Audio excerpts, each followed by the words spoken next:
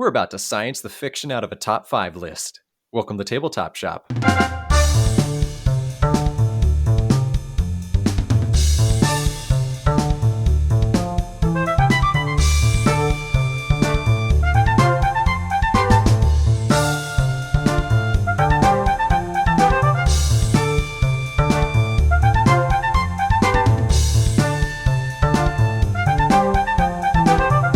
Hello and welcome back to the Tabletop Shop podcast. I am one of your co-hosts, Mr. Nate Clark, and seated across the world from me is your other co-host, Mr. Cody Pennington.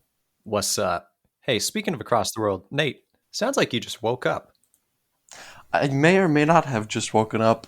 I mean, just is not really the right word. It was like 25 minutes ago. So Yeah, well, okay. the morning voice should be gone, and By the end of the podcast. by the end of the podcast.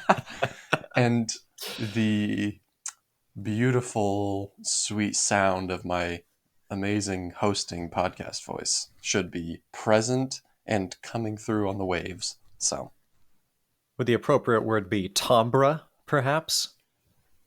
you know what, Cody? I've already used my one fancy musical term for the day. Yeah. So, arpeggios is already out of my vocabulary for, like the next month. I feel like I can't use it again for a month. I'm certainly not going to use timbre probably ever. Oh, okay, that's fine. Yeah. What about timbre? Are those different things? I'm not actually sure anymore. You know what? We might start losing the audience here soon because you've almost lost me. So. Yeah, this isn't a music podcast or audio. I was about to say this is not an audio podcast, and then that didn't make any sense. If you said that. Yeah. What did your gaming week look like? Did you get a lot of plays in, or was it a dry week? I got a moderate amount of plays in, but what's Okay. most exciting is I got a couple new plays in, Nate. I'm Awesome. excited to tell you about them. Should we start with that? Because I'm more excited about that than probably Sure. anything else you played this week. Yeah, well, just going to start going through my list from the beginning, but it's convenient because the last 2 games on my list are, in fact, new games. So it all works out in the end. Sure. But I'm going to hit you up first with some good old 10-minute heist. Oh, well, that's not too bad. Yeah, classic little game. Did you know that we've been playing it wrong? Or basically the whole time we had it? Actually, Ooh. maybe you were there in that game. I was. when It we was at realized it. the last time we played it. At the end of the game, I don't remember what it was. We were like, something doesn't seem right, and then we Yeah. realized we were doing something wrong. Because I've had this game for like 2 or 3 years. No, probably more than that. 3 or 4 years. Yeah, it was one of your first. Yeah. Yeah, and just didn't know. But all the cards that you're collecting in this set collection game have a number on them. And there's some scoring tiles that relate to the number on the cards, but we thought that otherwise the numbers had no impact.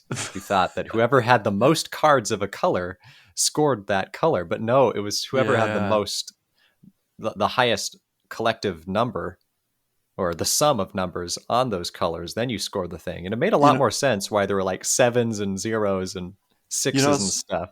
You know what's funny? What? I think we found that out like towards the end or maybe after we finished the game. And it's so convenient because it's such a short game. You can just like play it again. We definitely did not do that. We definitely did not play it again. And that was a while ago. And so Kirsten and I just played it the other day, and that was the first time we'd played it in a long time. Uh-huh. But yeah, tiny little box, probably just a couple of dollars. $2 game. Maybe not. Probably not. That would be great. Well, I played that. I've gotten back into playing Digital Scythe. I seem to switch back and forth between long periods of Digital Wingspan and long periods of Digital Scythe. Uh-huh. And I got another 100 games or so of Wingspan under my belt, and so moved on from that back to Scythe. Wingspan actually moved down my top 100 list a decent amount of spaces. Really? Yeah, I think I just played it so much that I just don't really want to play it much right now. I'm sure that will change in a couple of months, but for the time being, it's a little bit lower on my list. Well, you just need the Asian Birds expansion that just came out last year. Oh, yeah. The next one? Yeah. Well, probably be a long time before it comes out digitally, but yeah, whatever. For sure. Anyway, Yeah. been playing Scythe. That was fun. Been playing Digital Dominion. It's the only board game app I have on my phone. Man, I just don't really like Dominion, man, but In a pinch, I've got it on my phone. Just pull it out. Is it the official Dominion, or is it like one of the fake? Because there used to be, back in the day, there used to be like these fake kind of versions of Dominion, these Dominion ripoffs that you could get on Android Oh, devices.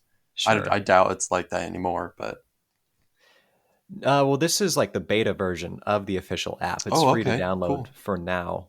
So I think it's pretty official. Well, But yeah, cool. Maybe yeah, I should play even that. get that. Yeah, actually, we might be able to play online, possibly. That'd be fun because There then is we a could play play. We online could even play option. with Kirsten and Anna because Anna loves Dominion. Oh, really? Okay. Yeah, she does. Kirsten, like me, moderately appreciates it. So the four of us can all play, and half of us will enjoy it. You know what? It would be fun for all four of us to play a game, anyways. Right That's very true. there, you go. As best as we can, while we are literally sitting across the world from each other. Yeah. Well, this has gone on too long. Let's get into the games that are new. I was gifted for Christmas the delightful game of Risk Legacy, Okay. Nate. Okay. Yeah. Have you heard of Risk Legacy? Oh yeah, for sure. Okay, yeah. How can you not? Possibly one of the first Legacy I games think it is that the came out. Legacy Pioneer. Yes. Okay, yeah. I've only played the first game. It sounds like you play through a total of 15 games, or maybe it's 16, and the 16th game is when you get to name the world if you win. Which is kind of cool. Yeah, so far, I mean, the first game it's just Risk. Like it had a couple little twists, but it still comes down to you're getting really frustrated because the defender keeps rolling sixes and sucks. but but it sounds like it does get more interesting. You actually get to choose a faction to play as Oh, each that's game, awesome. and it's a different faction every time. And the factions slowly acquire different abilities throughout the game, and you're making choices that will affect the game board permanently. You'll make certain continents worth more or less reinforcements, and you can establish cities that give you population bonuses and all this stuff. So I really don't like Risk, but I have been enjoying the legacy aspect of the game thus far. I will I keep you mean, posted. when it's a Christmas present, you got to try it out at least, right? So. Oh yeah, for sure. And I don't know if I was pleasantly surprised or even surprised at all, but the game is meeting my expectations for my balanced measure of low anticipation and high anticipation. This Let's has just been move on Deep to the next Thoughts with game Cody. because, Okay. yeah, I'm lost. All right. Next game I just played like an hour ago. This is Glasgow. Glasgow? Glasgow. Gla- Glasgow. Glasgow? I don't know. However you say that. I'm a quarter Scottish and I don't know how to pronounce that Is that an city. Uwe game? No, it looks like an Uwe game, Right, but it is yeah. not an Uwe That's what I game. was Yeah. thinking. Yeah. It has your favorite system of ratcheting along a circuit, and whoever is farther behind gets to Ah, take turns until you catch up. But it's kind of clever. It's a little city building game. So it's specifically a two-player game. I picked this up on Game Nerds for $15. It was oh, on nice. sale. I was like, that's pretty good for a game, even if it's not super great. And I did look it up before, and it seemed interesting. And yeah, you're basically jumping along this circular track, collecting resources, and you can spend those resources to build buildings in the center of the board. And it's sort of King Domino style, where you can build a 4x5 or 5x4 grid within those squares, and you can't build outside of that grid. Hmm. And then as soon as all those 20 buildings are built, you score up your points. It's kind of cool because when you put down a building, you it has an every building has an arrow on it. And so you're going to have it facing you or facing your opponent, indicating who built it, who owns the building, and then that's how you know who scores it at the end of the game. So, Interesting. yeah. Well, it wasn't incredible, but it wasn't terrible. I'll give it that. Okay. Okay. Okay. What have you been playing, Nate?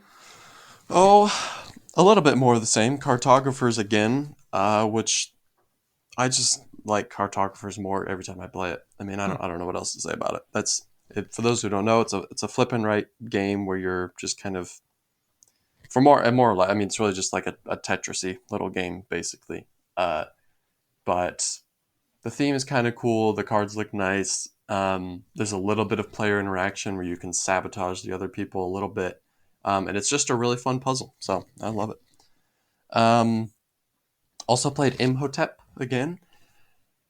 The first time we played it, it was too simple. It wasn't that interesting. The player interaction wasn't that great. We tried it again with like the B side of all the locations. Um, Basically, you're like putting cubes on ships and then sending ships to locations, but the ships are all communal, and so you're both putting cubes on the ships, and then somebody might choose to send one instead of putting a cube on it, and then depending on which location you send it to, they score differently, and the order in which the cubes come off the boat also will affect. Like, it's pretty important. So it's an interesting idea, but even with the more like advanced side of the locations, it's still the game was just not that interesting. And I don't know if it's because we're only Hmm. playing it with two people or what, but we just like the concept seems so cool, and yet I don't know. Maybe we just don't. Maybe it's just not our type of game. I'm not really sure, but we felt even with the advanced side, like it still wasn't that complicated, and just wasn't that interesting. So I would Hmm. not necessarily recommend it, I guess is what I'm saying. Okay. Cool. Uh, Played some more Seven Wonders Duel. Played it once and Yeah. hit a milestone in this game, which Oh, I don't what you know got? if you has ever happened to you before, but I had a military victory at the beginning of the third round. Wow. Dang, son. Yeah. Hey, So cool story. basically, I literally just played Seven Wonders Duel with Kirsten like 20 minutes ago, and she beat me with a military victory for like the first time. That's funny. that is amazing, dude. That's awesome. So for those who don't know, it's just a little card drafting game, and you can win based on victory points at the end. But there's also two other ways you can win, which are much more difficult, which is like collecting certain different types of like science cards, and if you collect enough of different ones, you win. That's very difficult. Or a military victory. There's like a military track that's a tug of war thing, and if you win that, or maybe a push of war, if you win that, you instantly win. And so that happened, and it was amazing. And played Broom Service again, a pick up and deliver game with a very interesting. You have 10 cards to pick from every round. You have to pick four of them, and then you can play those. But if other people picked them, you might get burned, and you might not get to play them at all. Um, Man, Broom Service has got to be like it's one of the most punishing games I've ever played Hmm. because you'll pick your 4 out of 10 cards, and then the round will start, and you'll be like, I hate myself. I should have picked two different cards instead of these, you know? So, like, even your own decisions make you angry. And then you'll play a card, and you'll be like, I'm going to take a risk. I'll play this one, and I'll try to take the strong power. And then the other person plays it, and they take it away from you, and you don't get to play it at all, and they get to do it. Like, come on. And then there's another deck of cards where you flip cards over that you get -3 points just for picking those cards. And so the game punishes you, you punish yourself, the other player punishes you. It's just like it's such a brutal game. But honestly, I really like it a lot. So yeah, Weird. Okay. Cool story. sucker for pain, I guess. You're really Uh selling this game. it's honestly it's fun. It really is fun. I would recommend it. Um and then a few new games actually. One is just a party game called Beat That. It's just a party game. It's like there's like some like party cups and ping pong balls and like a few other like little knickknack things. Hmm. And then there's like a deck of challenges, and a challenge will get flipped over every time, and everybody has to do it. But everyone has these coins. You have 5 1s, 3 3s, and 2 5s. So there's going to be 10 rounds, which is how many coins you have. And every round you have to bet a coin, and you're either going to get to keep that coin and score it, basically, or you're going to lose it. And so, but you only have 2 5s, so you're kind of trying to save the higher coins for the challenges you feel like you have more, that you might be able to win. So Hmm. that's kind of an interesting. It's like a party game, but it actually has like it's actually like victory points, kind of in a way. It's not like just I don't know like other party games. I feel like don't really do that. So I thought that was Okay. interesting. Yeah. That's pretty cool. Played another game called Dog a couple times, which is kind of like it's kind of like Parcheesi or Sorry a little bit, where you have four guys you're trying to get all the way around the board and back home. But it's card driven, and it's not just like the cards are all numbers. About half of the cards are numbers, and the other half are cards with special powers. Um, and so you can use these powers to like manipulate your pieces and other people's pieces more. And it's a team game, so like you also like secretly pass, not secretly, but um, you also like will trade cards with your partner and other stuff like that. So it's kind of interesting, but I think it's a little too long. We also played it with 6 people, which was just it was like a 2 hour game, which for like a Parcheesi style game, that is way too long. Wow. But it Sounds like was a party. okay. I mean, it's the best version of like Parcheesi or Sorry or Trouble or anything like that for sure. So, Hmm. and then the most notable new game I have played is the Crew Deep Sea Mission. Ah, is it just as bad as the Quest for Planet Nine? I remember really disliking the first Crew. Like we played it a few times, or we played a few rounds of it, and it was just like this is just not that interesting. Yeah. This one I found significantly more interesting, and I don't even know how much different they are because I don't remember the first one that much. But Okay. I mean, obviously the general gist is still the same. It's a cooperative trick-taking game, and every round, kind of the criteria is different. But basically, how this one works, maybe you can tell me if it's the same or different. But there's a difficulty level, and so you have like your logbook that tells you every mission. But Hmm.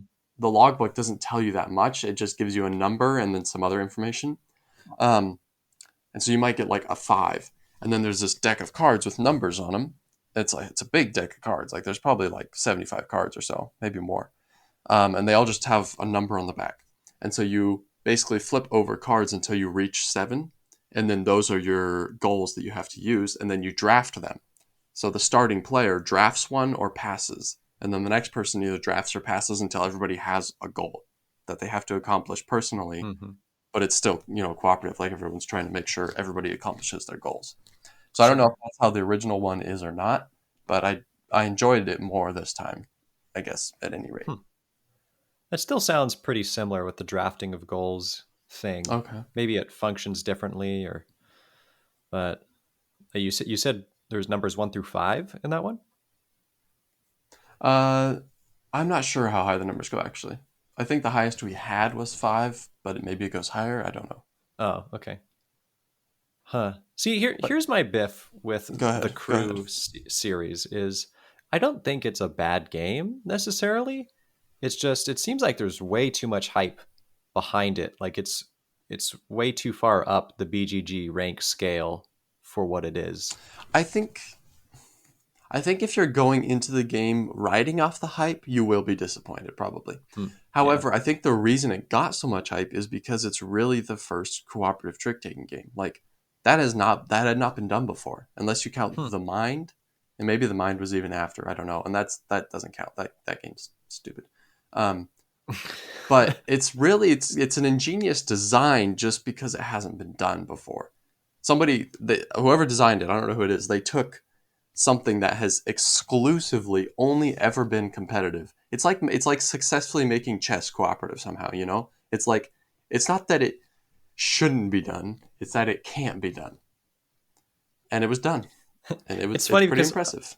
I was literally just going to use that as a fake example. Like, because, Chess. well, the fact that I don't think just because something hasn't been done before should make it awesome. What I was going to say is you could make a solo variant of chess, but that doesn't mean that it would be a good thing. And it's The not thing that cooperative trick taking is a bad thing. It's cool that it hasn't been done before. It's just when I play the game, like this is kind of a low level party game. Like I don't this doesn't it, really doesn't do it for me. I would definitely not call it a party game because it's very thinky. I think by definition, kind of party games are not thinky games, Yeah, and that's this a is good a point. very like kind of have to be card counting. You kind of have to be thinking. You have to approach like whatever the goals are. You have to approach them from so many different angles and think, how can we manipulate this trick taking so that these goals are all accomplished? I don't think it's that good of a game honestly, but I do enjoy it for the puzzle that it is. Hmm. It's a very interesting puzzle. It can also be a very angering puzzle. Like I think this game can make people very angry at each other because you're all trying to accomplish these goals, and if somebody doesn't understand the concepts and the repercussions of decisions you make in trick taking games, if somebody doesn't fully understand that, it can make the other people at the table pretty angry. Like, why would you lead Yeah. that card? Why would you lead that card? That makes no sense, you know. So, whereas in a competitive trick taking game, it's like nobody cares really. Like, the only reason Mm, they'll ever get mad is if you're like negatively affecting them. But that's the point, is to win, like yeah. individually. But then when it's cooperative, all of a sudden it's like, you know, you're in a lot more danger for making bad decisions. So, anyways, Well, that's not our game of the week. I would give you my copy of The Crew if I hadn't already have given it away to my brother for his birthday. So That's a that's great my. birthday gift challenge. Give away games you just don't want anymore. I feel It's like he awesome. might enjoy it. Maybe I don't know if he has the time. But yeah, you're right. This Well, isn't a well. Crew episode. I hope that we never do Crew as the game of the week. I'll sit out that episode if that's fine with I you. feel like I feel like we just covered well enough. Kind of like we just kind of did a double game of the week this episode. I feel like we just All covered right, well enough what needs to be covered about the there you crew. go. So The Crew, a mediocre game that is appreciated too much. And now now for our game of the on to week. our real game of the week.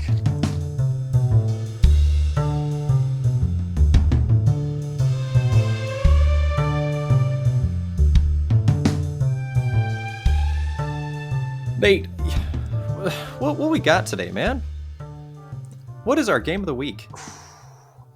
This is this is a pretty great game, dude. This is a very good game, actually. But I you know, kind of it's deceived the interesting. people by sounding uninterested. Yeah, like, man, what do we have to talk about today? Yeah. No, this game is interesting because this game is it has such a cool aesthetic, and it is so devoid of theme. There is no like theme integrated into the game, like at all whatsoever. But yet the game looks, feels amazing, and that is Yeah. Tapestry. I don't know if I'd go so how do you say that phrase? I don't know if I'd go so far as to say that it Uh, is so devoid of theme because I think there's still fairly strong theme and it's just well, it doesn't I track super well. what I said is that it's devoid of theme as far as integration goes. Like the theme integrating with the Mm. mechanisms just doesn't. Okay, let me give an overview of the game so that we Yeah, can then kind of should dive into start that. there. I think I mentioned this last podcast, maybe. Tapestry is essentially just moving up tracks of the game. Um, in the base game, there's 4 tracks, and on your turn, you just pick one of those tracks and you get to move up. That's what you do. You have to pay a cost, and then you get a benefit. And then you may potentially be able to pay another smaller cost to get another smaller benefit. Um, and you do this until you run out of resources to spend. And once you run out of resources to spend, then you do an income turn where you produce more resources depending on how many buildings you've removed off your player mat. You'll generate more resources for the next round. You'll get to play a card. You'll get to use maybe a couple other cards that you have off to the side, your technology cards. Um, and then you'll score some points also, depending on what's been taken off your mat. And then you will go on into the next round and spend more resources on moving up tracks again. Um, there's 4 different tracks. One of them is like a technology track where uh, you get to take like technology cards that give you more bonuses in the game, and those will go on a side of your player board, and they can be kind of upgraded and their abilities used differently. And then you have the exploration track where you're drawing tiles and putting them out on the center board. Um, and those will also give you points and little bonuses. And then you have the military track where you can build towers out on the board on places that have already been explored. And again, you're getting points and little bonuses. And man, that's kind of what this game is too. This game is kind of points and little bonuses. The game also, isn't it? I feel like as I'm Yeah. explaining it, like pretty much everything you do is like, here's a little bonus. There's a Kind little of a bonus. Hey, point salad game. here's a little bonus. There's a little Yeah. bonus. Here's some points. There's some points. Um, but that's the thing. It is kind of point salady, but it also kind of the all the little bonuses you get. Most of them aren't points. Most of them are things that you do that then you might get points. You know, um, Yeah.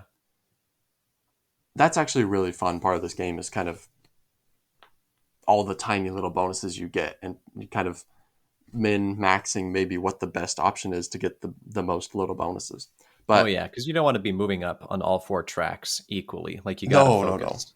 Yeah, right. I would say it's almost, maybe not entirely, but almost impossible to get to the end of all four tracks. That would be, Yeah. you'd have to get very lucky also. Like things would I have think to so.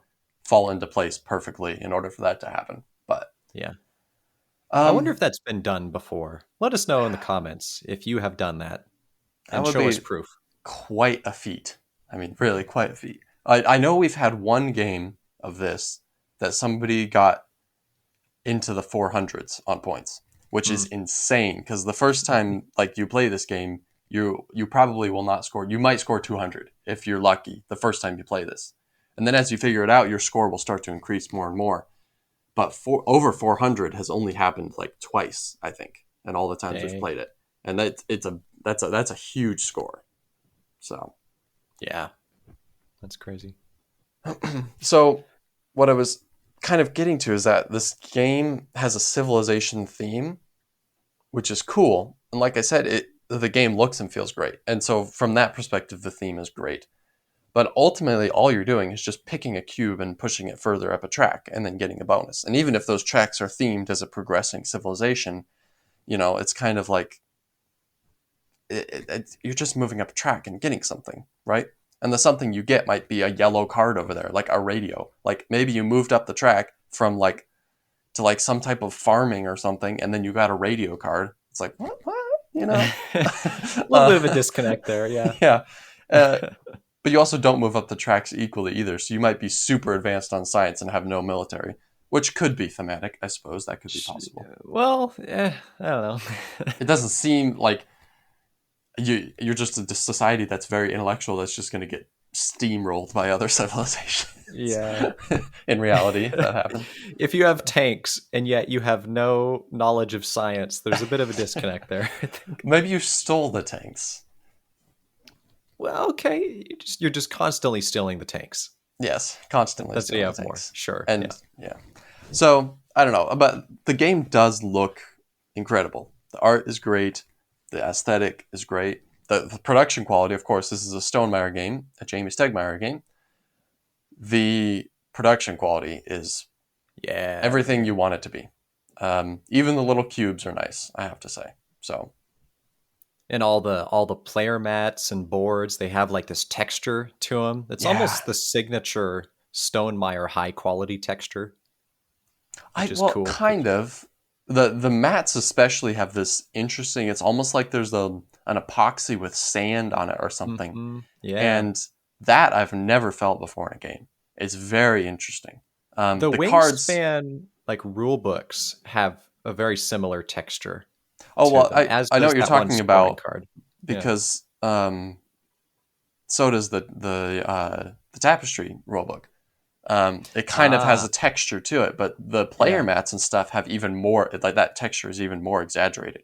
Like it even Ah, has I more gotcha. grip. And I wonder, you have all these little, what is it like? I think it's 5 of each color. So you have 25 little huts sitting on your player mat.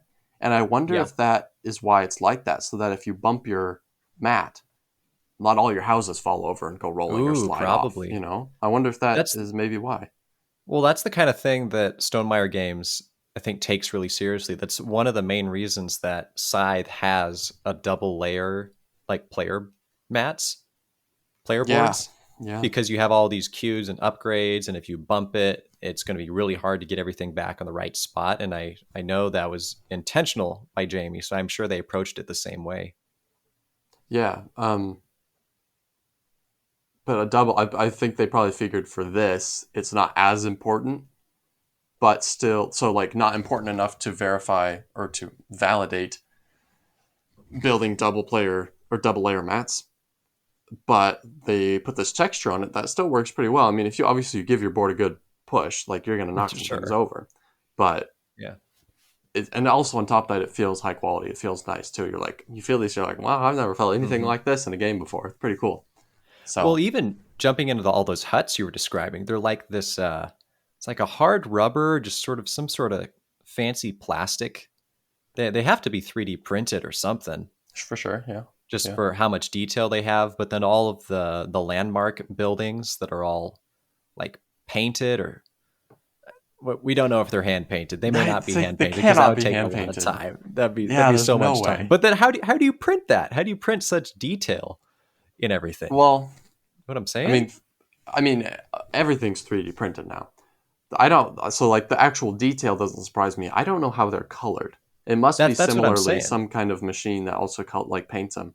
But that's the one of the selling points for this game, I guess, for some people is that there's a bunch of like 3D miniature buildings, and they all come pre-painted, which is pretty cool. Some people might not like that because they might want to paint their own. But for Hmm. those of us who don't do that, it's pretty cool. It definitely adds to the theme. It takes this somewhat thematically disconnected game and makes it look awesome. It does. Yes, it looks very good. Very good.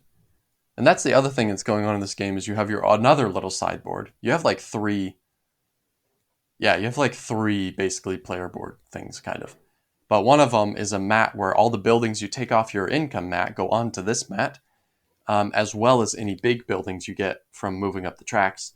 Um, and all of those go onto this mat, which is kind of a little Tetrisy puzzle where you're trying to fill in this grid. Uh, and you'll get like for every 3x3 you fill in, you get a resource, and every row and column you fill in, you can score points off of. And so everything, it's just like the Tapestry is like this big machine. And Pretty everything you much. do is like a lever. And every lever you pull might have one, two, three, or four reactions. You know, it's like I place this, which lets me do that, which lets me get this, which does this, and I get some points. You know, but also it's not just that the end goal is that I got points, is that I advanced in three other areas of the game also. Like I got another mat Hmm. off my building. That's going to give me points, but it's also going to give me more resources or whatever. And it's going on this mat, which is going to maybe give me a resource when I fill in a grid and might score me points, you know? Yeah. Like there's so many angles to everything in this game. It's amazing.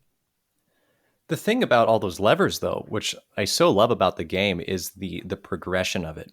It's kind of like when you start like riding a bike and you take those first couple of pedals. It's like it feels like you're doing a bunch of work and not really much is happening. But then the more you go, like you just start coasting. It's like this compounding effect. So the Hmm. beginning of Tapestry, you're taking all these actions that only cost you one resource and they give you one little reward.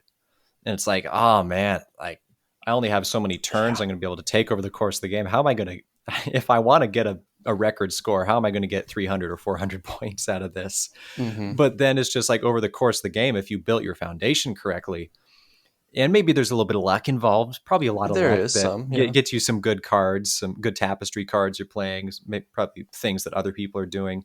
You can start getting some pretty crazy turns that generate a lot of points, which is pretty awesome.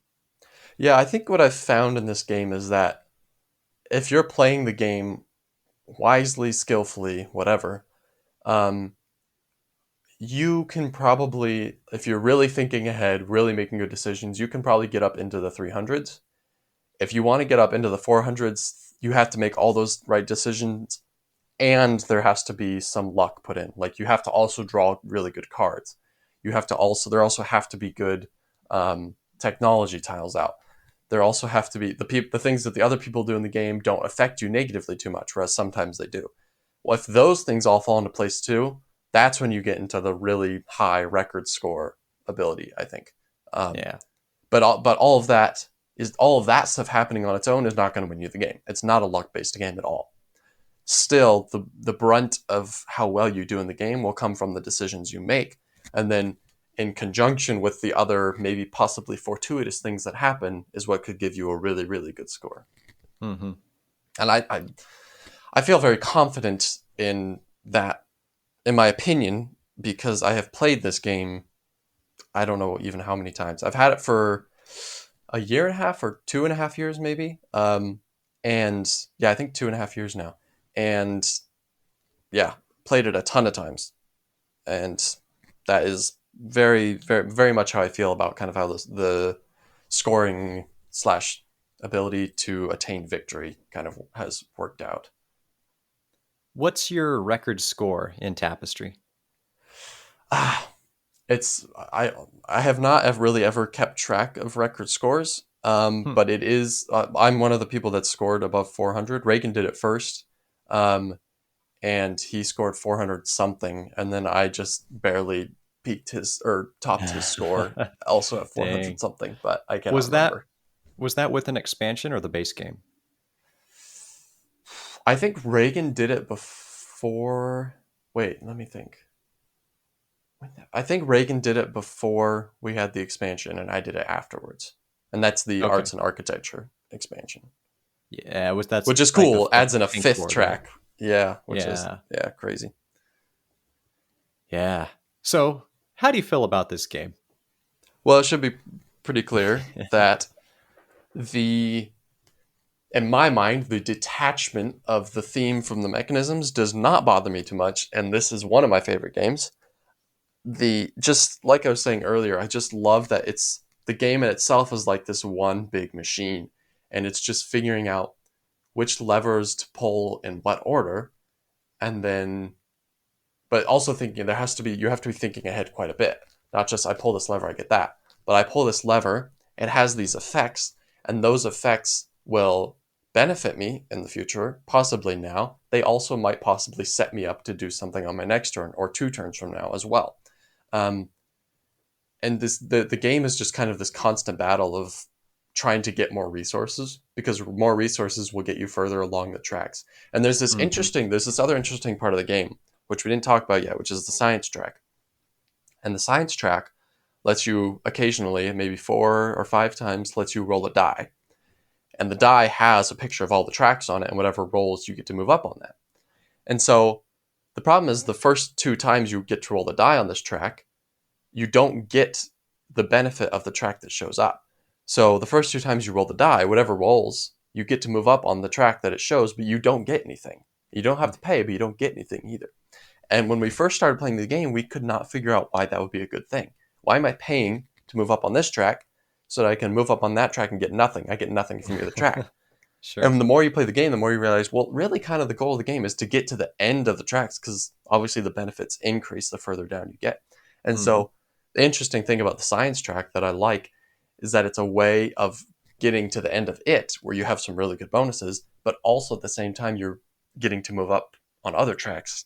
So, you're kind of getting a 2 for 1, even if sometimes you don't even get to do anything on the other tracks. You might miss the benefits sometimes. It's an interesting strategy that's what I like is you can do a science strategy where you're like, I'm going to focus on the science track and maybe one other track and see what happens. A lot of Yeah. times I don't do that. And so it's interesting when you start the game, you kind of have to decide which tracks you want to focus on more. Because, like we said earlier, you cannot focus on all four equally. There's no way you would win. And so you have to really kind of focus in and say, all right, this game I'm going to try maybe these two tracks and see how that works out. And then maybe next game I'll try those two, and maybe go back to these two, but do it differently. So I just think this game is a wealth of opportunity and options, and as such, have played it quite a few times and look Yeah. forward to doing so more. Yeah, man. The weird thing about Tapestry is I know we've been harping on how there's this thematic disconnect um, from the theme to the mechanisms. But here's the thing about Tapestry. It's not just that that doesn't bother me. It's when I think of Tapestry and when I sit down and play the game, it still gives me a very strong feeling, though. Do you know what I mean? Like it has its own atmosphere that it puts you in. Whether or not Well, there's a thematic disconnect, it's like Tapestry is a very strong experience, more so than some lame Euro games will give you. I, I know what you mean, and that sounds nice. But every game does that. When you think about sitting down and playing any game, there is a certain atmosphere that comes with every game. Sure, but those come with different levels of intensity, perhaps, and perhaps certain levels of pleasure. You know, like Tapestry is a game that puts you in a happy place. And like if I played Grand Austria Hotel the other day, which was a pretty good game. Thematically, it's okay, but it just feels sort of like that bland, tan colored Euro game where you're getting some cubes and then you're getting some cards out of it. Tapestry feels more like I'm actually accomplishing things. I mean, it's definitely helped by all the card art, by even the art on the game board, the descriptions. Like every time you get out a little one of those little hovels or huts from your board, it has a little description under them, like moving up from war games to tabletop games and whatnot, like on the military version. So I don't know. It has a different feeling that it gives me than most other games will. I guess I can understand that. I guess like I was saying earlier, the aesthetic is very well done, and so I suppose the aesthetic in very much influences the kind of the vibe that you get from the game while you're playing it. Yeah, So very much so. yeah, and a tapestry is pretty distinct. Yeah. Where does this fall for you in your top hundo? Uh, it's either in the top 10 or just knocking outside the door. Okay. Not 100% sure, but yeah. This rose for me, and beginning of this year, it's sitting at number 6 for me. That's yeah, I mean that if you think about actually okay, I wonder now. Is that your still only your are there still two Stonemaier games ahead of it or is there only one Stonemaier game ahead of it? Only one Stonemaier game ahead of Okay. it. Okay. Yeah. So the other thing we didn't talk about with Tapestry actually is the different civilizations you can have. And we don't have to spend too much time on this because we've spent a lot of time talking about Tapestry here. Yeah. We got But to get to our top 5 here. yeah, there's a lot of different Tapestry or civilizations that come with the game, like a lot. And some of them are really good, and some of them are not so good. In fact, some of them are not so good to the point that you like just get to start the game with more points because your civilization's so weak. Which is just depressing. There's even one that you start with negative points because your civilization is so strong. So Which that's is pretty funny. awesome. Yeah, it is.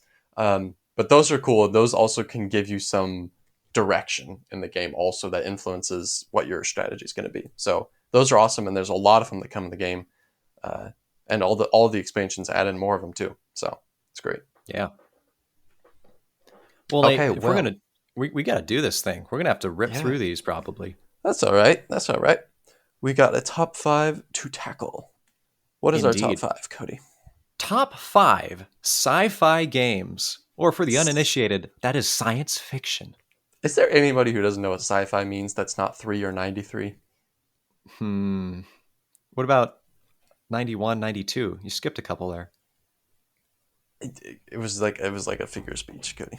Well, is that really a figure of All right, speech? all right. Let's move on. Is there anyone 90 or 93 who's heard that phrase before, Nate? 90 or 90. I said 3 or 93, Cody. Oh, is that what you said? This is Okay. ridiculous. I feel heard like 90 I'm or 93. arguing. I'm like, that's stupid. Oh, okay, okay. Now I understand your gripe. Yeah, okay. Yeah, you're Now, just now you dumb. get it. Okay. Nate, Okay. what's your number 5? All right, science fiction games. My number 5. So these are my top 5 science fiction games, I and they guess I should are interrupt. How did you choose the games for your list? they're What was your my criteria? they're my 5 games that I like, but that give me kind of the most immersion into the science fiction theme. Um, Okay. Okay. So, as a little spoiler, for example, a game that did not make my top 5 is Dune Imperium. Even though it is one of my absolute favorite games, Hmm. the to me, it's just not that immersive a game at all. I absolutely love the game. Mechanically, it is amazing, but it's just like I didn't even think of it at first while I was making my list. And then as I was kind of going through games, I was like, oh, Dune Imperium. Yeah, okay, I guess that is a sci-fi game. Like it just doesn't seem like it should be on the list. Okay. So even though the actual world of Dune is an incredibly complex and intricate science fiction world, it Just just a doesn't little come bit. through in Dune Imperium, really. So, Okay. what about you? I kind of just went through my top hundo and just started going down the list looking for sci-fi games. I had some restrictions, so there's a game in here that has a very closely related game that I would have also included in the top 5, but since they're so similar, I just kept one. I know Actually, I what you're kind of talking did that. about. I might have done that twice actually. Then there's another game that I left off that I just haven't like I probably arguably enjoy it more than at least one of the games on my list, but I haven't played it enough to feel like I could really talk about it well, so I just left it off the list. That's I how I feel did like it. I feel like everything you just secretly talked about, I know what all of those games are, but we will find out. We'll see how close you are. Let's start with you though. What was your number 5? My number 5 is a game I've only played once, and I played it a very long time ago, but I remember enjoying it a fair amount, a decent amount, and I remember also that it was pretty thematic, and that is Tiny Epic Galaxies. Hmm. Like I said, I don't remember a ton about this game. I remember being very satisfied with this tiny little game. I think it was actually the first. No, maybe I played Tiny Epic Tactics first, but it was. It's such a tiny little box, and which is so funny because space games, especially, like it's hard to find a space game that doesn't come in a huge box these days, right? Yeah, Um, sure. but I just thought it was cool. Like you're going to planets and you're like moving up tracks a little bit, and there's like a few different planets, but those kind of rotate. You like planets will disappear and new ones will show up that you can kind of explore and go to and Mhm. influence. And yeah, for being such a tiny little box, I think it packs a good punch, and it felt not complex, but it definitely felt strategic. And yeah, like I said, I don't remember too much about exactly about how the game works, but I remember it left a very good impression on me, and it's still like for a game that I've only played once and a very long time ago, it's still stayed in my top 100 and maybe even in my top 75, although maybe not. But Hmm. like for a game I've only played once and a very long time ago, I felt that it really had a good space theme that integrated well. And it's also a game that I just have a like I recall fondly when I think about it. So Yeah. Yeah. Decent pick. That's I just checked my list. It's sitting at number 75 for me. yeah, there you go. So Yeah. it stayed on the list. I still just sold it recently because I never got it to the table, and Ah, too bad. there's a lot of Too games bad. I'd rather play over it, but I still respect that. My number 5 is a game that I think you probably want to play quite a bit, and you have not played before. Star Wars Rebellion. No, Go ahead. Anachrony. Oh man. Okay. Yeah. Yeah. Yeah. Yeah. Okay. Yeah, Sure. yeah. Yeah, Anachrony is an interesting game. I okay, you know that I had some high hopes going into this game, some high expectations, and they weren't quite met, which I was kind of afraid was going to happen. Hard really to articulate why. I think I've only played 2 games of it at this point. Um, but I think I was just hoping for this incredible thematic worker placement game, and that's kind of what I got. I'm not saying it's a bad game at all. I need to give it some more plays.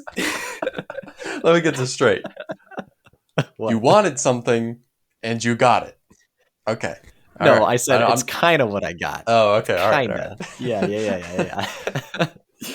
So again, it's hard for me to really articulate why I was necessarily disappointed, other than it didn't quite tickle that thematic space fancy that I was hoping to get out of, or sci-fi fancy. But Anachrony, it's super popular, super well known, super sought after. It was like out of print for a long time, and I just jumped on it a couple months ago from your fine tip of knowing that it was available. Yeah. But it's a time travel focused game, like that is the primary theme. Um, I wouldn't say civilization game, but there are asymmetrical player powers that you can really get into as you play the game. But you can borrow resources from yourself in the future, and then in the future you have to pay those resources back. Otherwise, you get penalized for basically breaking the time space continuum anomaly thing. But the thing is, you don't have to pay those resources back. You could just deal with it, and sometimes there is strategy to that. Just be a rule Uh, breaker. yeah, for sure. And there's just a lot going on in this game. I mean, some of it that's not. I don't know why I'm talking about the parts that I dislike. It's like it's on my top 5 list. I should be talking about why it's good. Cool art, cool theme. I may get the upgraded exosuit things at some point, but it's like $40, and that's just Yeah, expensive just to that's get hard to some swallow. upgraded pieces. Yeah. Yeah. So yeah, interesting game. What's your number 4? Man, I feel like I love my number 4 way more than you love your number 5. Okay. I won't spend too much time talking about my number 4 because it's Terraforming Mars. I feel like we've talked about that game a lot, and I feel like people just in general know about this game a lot. Um, I've played this game a ton, an absolute metric ton, and Dang. it's a very solid game, even though it's not super complex.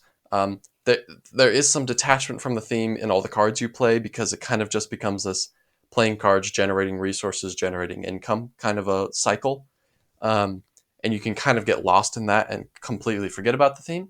But also, there is the actual Mars board where you're putting oceans out and you're putting greenery tiles out and you're building cities and you're raising the oxygen level and raising the temperature and all these different things that you're doing. Those all feel very thematic, like very, very thematic. You're like spending plants and building a greenery.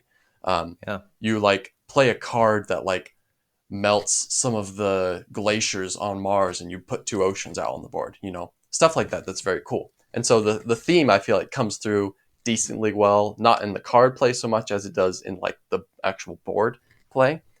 But then the strategies there's too. Putting two oceans out on the board is also a very important thing. Where do you put them? Well, if you put them here, you get bonuses, but you want to put them where you're going to build greenery next to them because you get little discounts.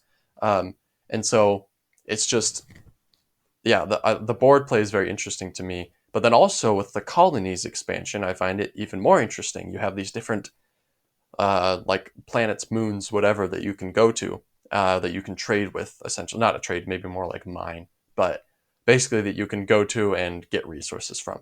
And so you also have all these other planets up at the top of the board that you can send your ships to. So it's a very fun game, and the card play is a lot of fun. But then there is a lot of theme in the board and in the colonies and all of that. So yeah, very Yeah. fun game. Yeah. Good game.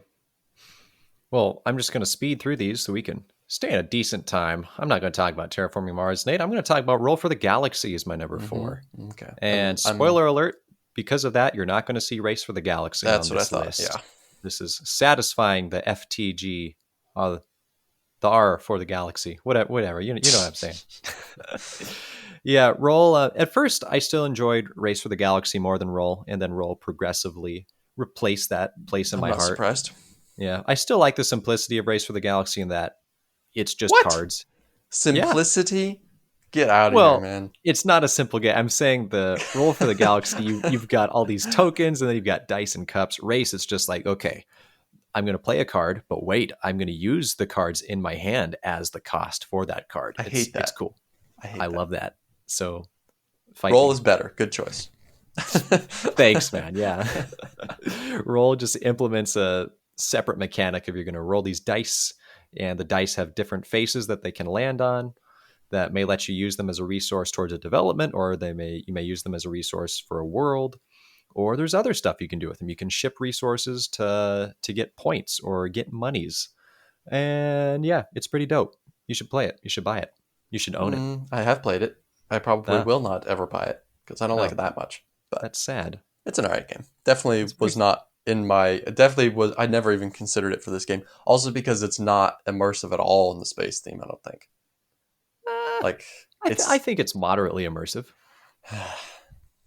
I don't know. I mean, you are doing some things like trading, shipping, and like I don't know. The tiles are kind of immersive a little bit, I guess. But I feel like in general, like I don't think about any of that stuff when I play the game.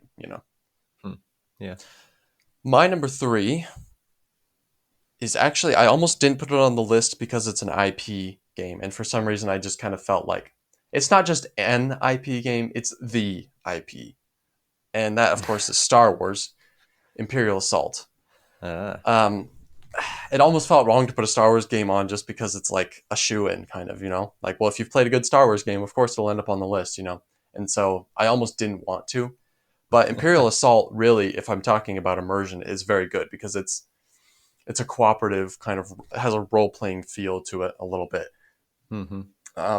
I've only now a little bit of a disclaimer. This game's intended to be played one person playing the dark side, one person playing the Empire, whereas multiple other people play as heroes. I played this only with 2 players, so we played cooperatively Mm. against kind of the app, the Legends of the Alliance app that automates the Empire's movement. Gotcha. I feel like that pulls away from the experience because there's more upkeep you have to do, kind of in a Gloomhaven style, I would say, where you're managing all the enemies basically and what they're doing, which is kind of annoying. The app does a good job of streamlining it, but still, I feel like it would be a better experience, players versus players. But at any rate, it's a very good game, and I love your characters that you have progress. You get new weapons for them. You can trade out your old weapons. You can sell them and get new weapons and Hmm. get attachments for your guns and for your That's pretty cool. yeah. So I like that part quite a bit, and of course, it's a Star Wars game. It has cool minis and it has uh, yeah, just lots of cool Star Warsy stuff.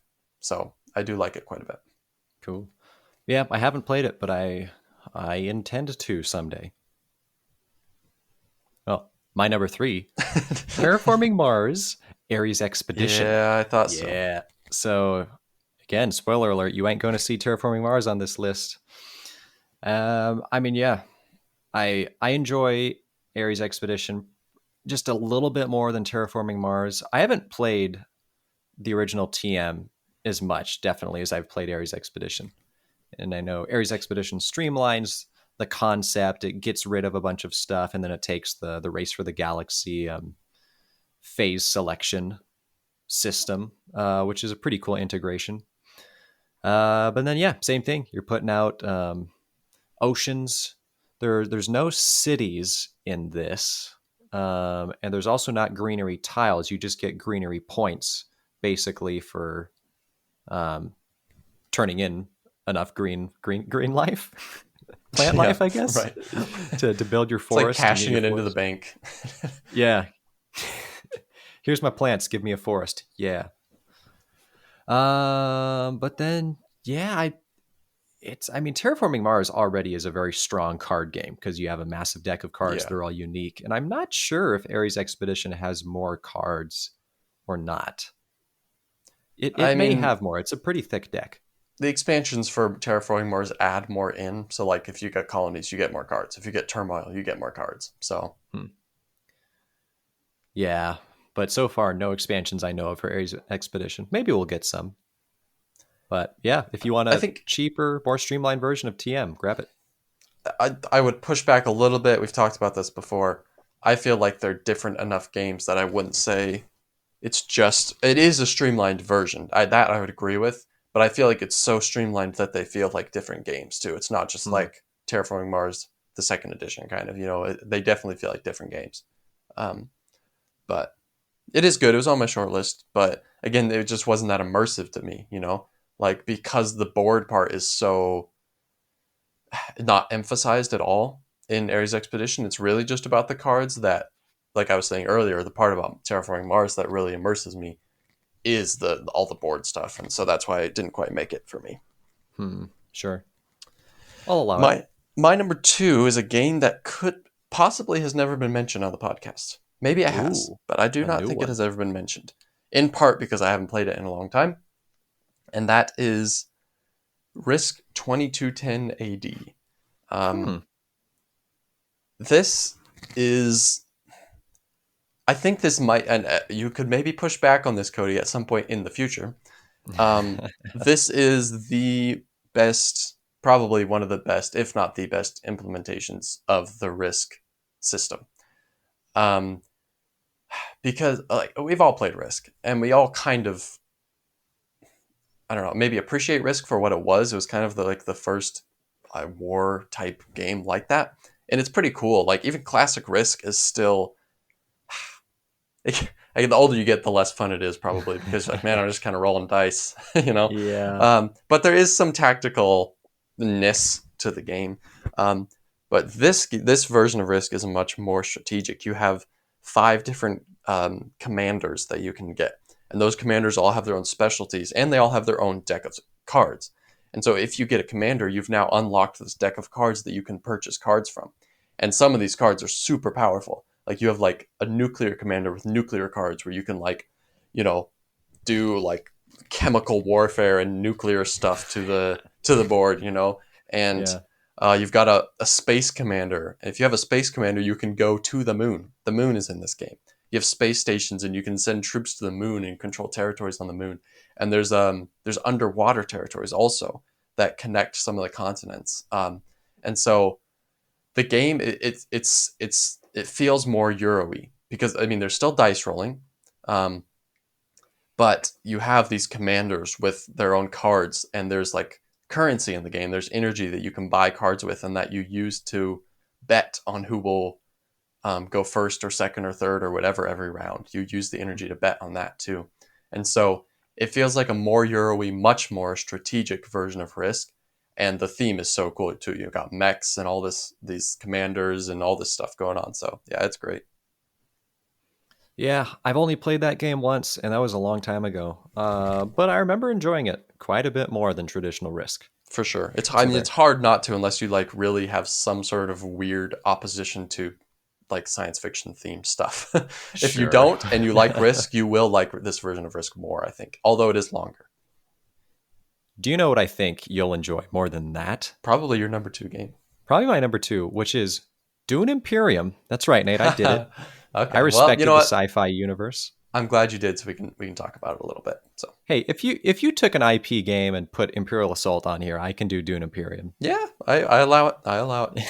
Thanks, man. Dune Imperium. Often related to Lost Ruins of Arnak because they both came out, I think, the same year or very close to each other, and they were both an implementation of a combo worker placement and deck builder. They're very different games, though, so we're not going to talk about that. We're just going to deal with that here for that second. But Dune Imperium, yeah, worker placement, deck builder, it works. It's kind of like there's just a little bit of deck building and a moderate amount of worker placement, and then a whole lot of Dune Imperium is kind of what you're working with. Okay, I It's like just it. it's kind of its own thing.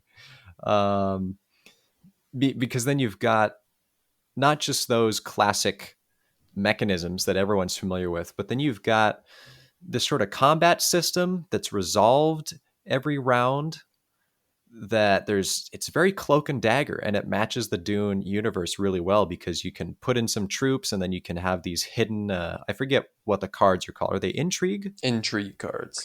intrigue cards? Yeah, you can play them that can suddenly change the course of the battle in a way you weren't expecting, or maybe someone was planning on losing the battle and that's how they're going to get a point out of it, and points are really scarce in the game, and so 1 point is a lot of points. Yeah. You know what I'm saying. Cody Pennington, 1 point is a lot of points. In Mother Russia, Dune Imperium plays you. Just go with it, man. Okay. But yeah, Dune Imperium. There's a lot of games on my top 100 list that rose quite a few places where I didn't initially like the game too much, or maybe it was just I enjoyed the game moderately, and then it really rose. I'm thinking Tapestry, for one, went up a lot of places. Champions of Midgard went up a lot of places. And Dune Imperium probably rose some of the most spaces. Hmm. Um, Probably mainly because I'm just not as big on the war games aspect. Like, war games are cool. It's just I prefer doing my own thing. And kind of there's that head-to-head tension where you have to fight for those points in Dune. But I've come to appreciate it more. Yeah, So I mean, that's my cool story. it's weird because like using the term war game like instantly like makes me go, whoa, okay, because like Sure. war game, like this has a combat aspect to a Euro game, right? Yeah, and I that's mean, more there's what I nothing mean. war gamey about it at all. Like there's no map, there's no dice rolling, there's no troop movement really. It's like it's a very abstracted Euro-y combat Mm-hmm. part of a Euro game, I would say. Yeah, Sure, but I but it's understand the what you're saying tension of it about is very yeah, necessary for the game. yes, I understand why you don't like that. Yeah. All right, my number one could also possibly be your number one. We will find out. That also might Ooh. not be, and that's Black Angel. Um, Hmm. we've talked about it a lot. I won't talk about it too much, but it's a very not very complex, but it's decently complex in that there's just so many things going on.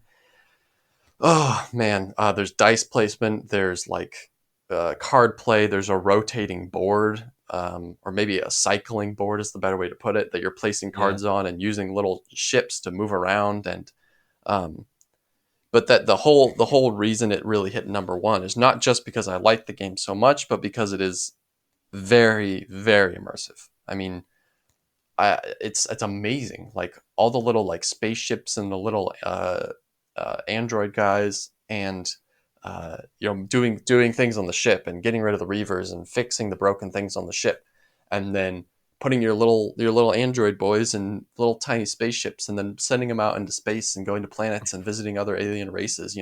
Like Sometimes it's never to be amazing. seen again. Sometimes to fall off the edge of the galaxy.